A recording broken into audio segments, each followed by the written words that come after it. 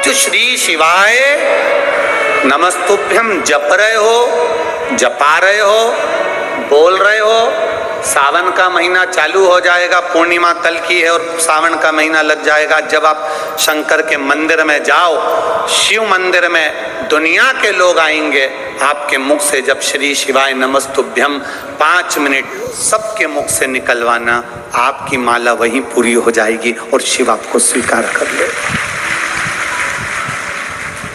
शंकर का मंदिर गुरु मान कर जाना। शिवालय में शंकर नहीं तुम्हारा पिता है, माता है, बाप तुम्हारा बेटा है, गुरु तुम्हारा बेटा है। उसकी शरणागति में जाकर एक लोटा जल चढ़ाना, मतलब अपने पिता से अपने मन की बात, अपने गुरु से अपने हृदय की बात कह देना। दशरथ जी ने अगर अपने मन का दुख कहा तो अपने गुरु जी से कहा, गुरुदेव 3 धर्म पत्नी है मेरी, पर मेरे घर में संतान नहीं है। और गुरु शंकर का एक स्वरूप होता है। शिव और गुरु, शिव का एक स्वरूप है, शंकर का एक स्वरूप है। और शिव गुरु साधारण नहीं होता। देवता देते हैं तो पल्ला झाड़ कर देते हैं, और मेरा महादेव देता है तो छप्पर फाड़ कर देता है। शिव गुरु साधारण नहीं होता। दशरथ जी ने अपने गुरु जी से कहा, मेरे घर में संतान नहीं, मेरी 3 धर्म पत्नियां हैं, अवस्था बढ़ती चली जा रही है, मैं खुद उम्र बनती चली जा रही है। अब आप बताओ कि मेरे घर में संतान कैसे होगी? मैंने दुनिया का अनुष्ठान कर लिया, मैंने दुनिया का सारा कार्य कर लिया, क्या करूं मैं? तब गुरु ने जान लिया कि इनके घर में संतान नहीं, तो पुत्र कामेष्ठी यज्ञ गुरु जी ने स्वयं करवाया। और करवाने पर फिर खीर का कटोरा आया, और उस कटोरे की खीर रानियों को जब दी गई तब उनका गर्भ ठहरा। और दुनिया के लोग एक पुत्र मांगते हैं, दुनिया के लोग एक संतान मांगते हैं, दुनिया के लोग एक औलाद मांगते हैं, पर मेरा महादेव जब भी देता है तो छप्पर फाड़ कर देता है। छप्पर फाड़ कर मेरे शिव ने दिया, मेरे ओघड़ी ने दिया, मेरे शंकर ने दिया। 4 रहा है, कोई तुम्हारा समय चुरा रहा है, मम्मी कहाँ जा रही, बई कहाँ जा रही, बाबूजी कहाँ जा रही है, पेड़ में क्यों जा रही है? तो क्या बस मेरी पानी गिरे, कीचड़ हो रहा है, इतना बैठने की जगह नहीं, लोग अखबार में लिख रहा है खूब भीड़, कहाँ जाए? बस लगन लगी भोलेनाथ से, मैं उनकी हो गई, मेरे मन में नहीं है धीर, मैं तो सीहोर जाऊंगी। बस ये लगन, अब जाना है, उसके चरणों तक पहुंचना हमारा काम है, फिर उसका हमारे यहाँ आना ये उसका। एक जंगल में पहुंचे, अब अंधेरा बहुत होने लगा। अब इतना तेज अंधेरा हुआ, इतना तेज अंधेरा हुआ तो चेहरा थोड़ा डरने लगा। गुरुजी से बोला करें क्या? गुरुजी बोले किसी का मकान देख लो, उसमें रात को रुक जाएंगे। अब एक झोपड़ा देखा, झोपड़े में सुंदर आवाज लगाई शिष्य ने, भैया हमको बाहर जंगल है, तुम्हारा कमरा दे दो, इसमें हम रुक जाएं, सुबह चले जाएंगे। बेचारे झोपड़े वाले ने रुका ली, बहुत गरीब बड़ा सा दिख रहा था। तो गुरुजी ने पूछ लिया, बहुत गरीब हो? झोपड़े वाला बोला नहीं, हम तो सेठ है, हम तो सेठ। आप गरीब दिख रहे हो? नहीं हम गरीब नहीं, हम तो सेठ। तो क्या सेठ कैसे? मेरे पास तो 50 एकड़ जमीन है, 50 बीघा जमीन, 50 एकड़ जमीन, हाँ 50 बीघा जमीन है।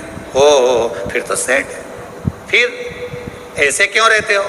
कहने लगे साहब 50 बीघा जमीन है, पर हमारे गांव के लोग कहते हैं वो जमीन बंजर है, बेकार है, उसमें कुछ नहीं होता, इसलिए हमारी जिंदगी ऐसी जी रहे हैं, अब करें क्या? गुजारा कैसे होता है? हमारे पास में एक भैंस है, उसी का दूध निकाल कर बेच देते हैं, बस पैसा आता है, घर चला लेते हैं।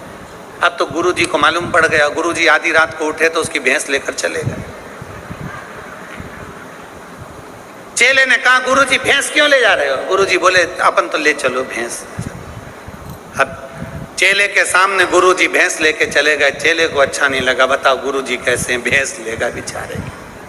अब भैंस ले गए। 5 साल निकल गए, गुरुजी ने कहा चल घूमने चले। गुरुजी चेले को लेकर चले। फिर जंगल में पहुंचे। जंगल में पहुंचे तो गुरुजी ने कहा वो झोपड़ा ढूंढ तो जरा, कहाँ गया? चेले ने जो झोपड़ा देखा तो झोपड़े की जगह 3 मंजिल का महल बना था। 3 मंजिल का महल, झोपड़े की जगह पर 3 मंजिल का महल बना था। चेला अंदर गया, दरवाजा बजाया। चेले ने अंदर वाले व्यक्ति से कहा तुम हमें पहचान गए? उसने कहा भैया पहचान गए, तुम ही तो चोटे थे, हमारी भैंस चुरा के ले गए थे। अब ये बताओ, तुम्हारी भैंस चली गई थी, तुम्हें दुख नहीं हुआ? थोड़े दिन हुआ, फिर हमने सोचा भैंस चली गई, परिवार का गुजारा कैसे होगा। 50 बीघा जमीन थी, हमने कहा इसी को हाँको। जो हाँकना चालू करा। दुनिया के लोग कह रहे थे बंजर है, पर भगवान तुम्हारा भला करे, तुम्हारे गुरुजी को धन्यवाद देना, अगर भैंस नहीं ले जाते तो बंजर जमीन को जोतता नहीं तो फसल होती नहीं, फसल नहीं होती तो करोड़पति बनता नहीं। जो करा तुम्हारे गुरु ने अच्छा करा। अब चेला गुरुजी के पास गया, गुरुजी ने कहा क्या? मेरे घर तो भैंस भी नहीं है जिसे तुम ले जाओगे। गुरुजी बोले जो मेहनत करने वाला होता है वो अगर छोटी सी दुकान खोलकर बैठ जाए और सोच ले कि बस अपना तो गुजारा इतने में हो जाएगा, चल जाएगा, अपने को कुछ नहीं चाहिए, उसको मेहनत और करना चाहिए। जो गुरु के बल पर मेहनत कर लेता है, शिव के बल पर मेहनत कर लेता है, वो एक दिन दुकान नहीं शोरूम का मालिक बनकर बैठ जाता है। ये तुम्हारी मेहनत होना चाहिए। बैठे जो होगा, बना बैठे जो होगा देखा जाएगा। लगाओ उस भोलेनाथ से, आप लगन लगाओ उस परमात्मा से, आप लगन लगाओ उस शिव से। जब तुम लगन आशीर्वाद दे दो, हमको आशीर्वाद दे दो। होता है लोग बुलाते हैं, अब हमको कई लोग हमें भी बुलाते हैं कि साहब आप हॉस्पिटल का मुहूर्त करने आओ। विषम परिस्थिति से जूझना सिखा देगा, जैसे मेरे भगवान राम को गुरु बाबा ने, चाहे वो विश्वामित्र जी हो चाहे वशिष्ठ जी हो, उन्होंने मेरे राघव जी को, मेरे राम जी को विषम परिस्थिति में लड़ना सिखाया। रामकृष्ण परमहंस जी से स्वामी विवेकानंद जी ने पूछा,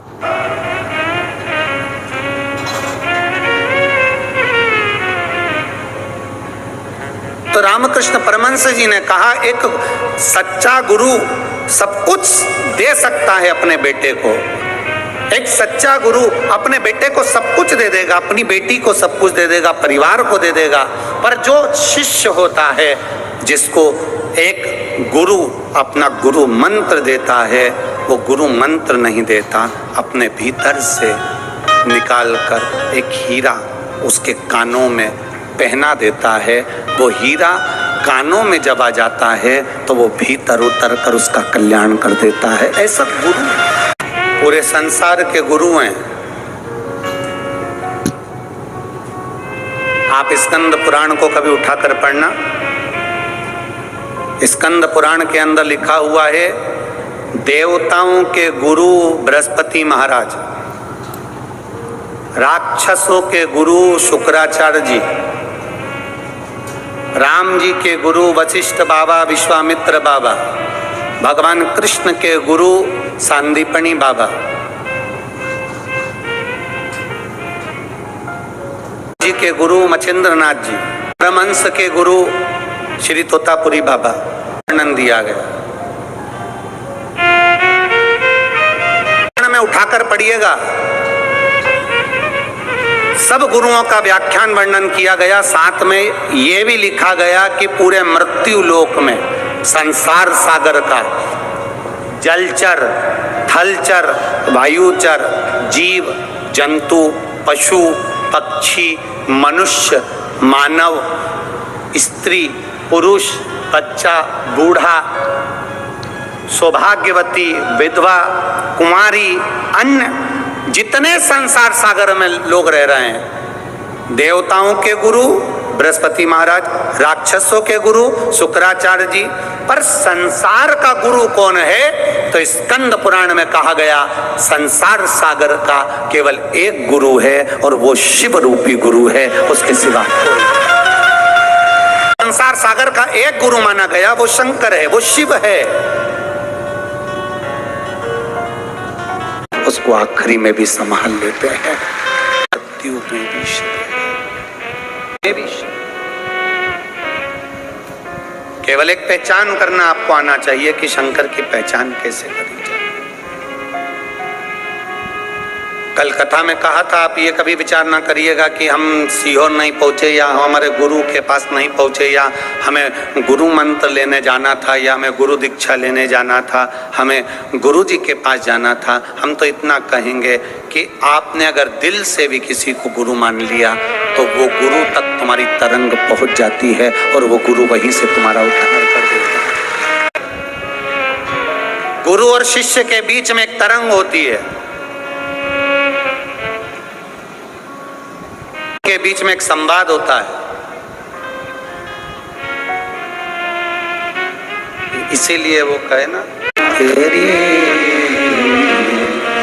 सबसे बढ़िया है सबसे खरी। वो घड़ी बैठी है बहन, हर हर शिव तत्व होता ही ऐसा। हम उसको गुरु माने, हम उसको पिता माने, हम उसको भाई माने, हम उसको सखा माने, हम उसको माँ माने। हमारा सर्वस्व, हमारा देव आदिदेव महादेव है वो तो ना। इस गुरु पूर्णिमा महोत्सव का आनंद लेने के लिए जितने पहुंचे हो ना, हमारा और आपका मिलना तो यहाँ सीहोर में ज्यादा होता नहीं, हम सीहोर भी कम पहुंच पाते हैं, समय नहीं रह पाता। ये कथा 3 तारीख तक पूरी चलेगी, 3 दिन की है। 4 तारीख को हम पुष्कर जी के लिए निकल जाएंगे। मिल रहा है, अब लोग रुद्राक्ष के लिए नहीं महादेव के लिए आए हैं, बाबा को पाने। क्या प्रदान करेगा वो?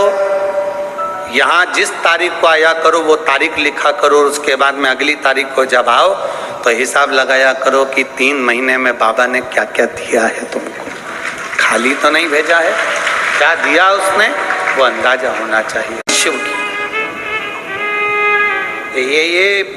ये चाहे पुलिसकर्मी नौकरी करते हो, चाहे सिस्टर हो, डॉक्टर हो नौकरी करते हो, यहाँ आए हो, उनकी ड्यूटी लगी हो, सरकारी कर्मचारी कहीं ना कहीं सेवा में लगे हो, आप भी अपनी तारीख लिख कर रखना कि मैंने इतनी तारीख को सीहोर में कुबेरेश्वर धाम के दरवाजे पर भक्तों को संभालने में मैंने 3 दिन नौकरी दी है। अभी तक सरकार आपको जो तनख्वाह दी होगी वो अपनी जगह होगी, पर यहाँ तुमने 3 दिन जो सेवा दी है इसकी तनख्वाह मेरा भोलेनाथ जो देता है वो पूर्ण देता है।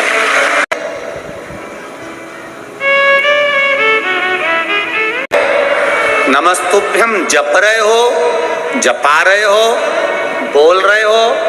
सावन का महीना चालू हो जाएगा, पूर्णिमा कल की है और सावन का महीना लग जाएगा। जब आप शंकर के मंदिर में जाओ, शिव मंदिर में दुनिया के लोग आएंगे, आपके मुख से जब श्री शिवाय नमस्तुभ्यम 5 मिनट सबके मुख से निकलवाना, आपकी माला वहीं पूरी हो जाएगी और शिव आपको स्वीकार कर ले। श्रावण का पहला दिन एक बेलपत्र शिव को अपनी मनोकामना कर कर रोग धोग बीमारी तकलीफ कष्ट दूर करने के लिए शंकर के शिवलिंग पर अगर बन सके तो मंदिर में, आप लोग तो यहाँ हैं तो देवाधिदेव महादेव कंकर शंकर को चढ़ाओ, और अगर बेलपत्र नहीं हो तो बेलपत्र जो चढ़ी हुई हो उसी को धोकर वापिस चढ़ाओ। वापिस और सावन का महीना है, दिल से बाबा को रिझाओ।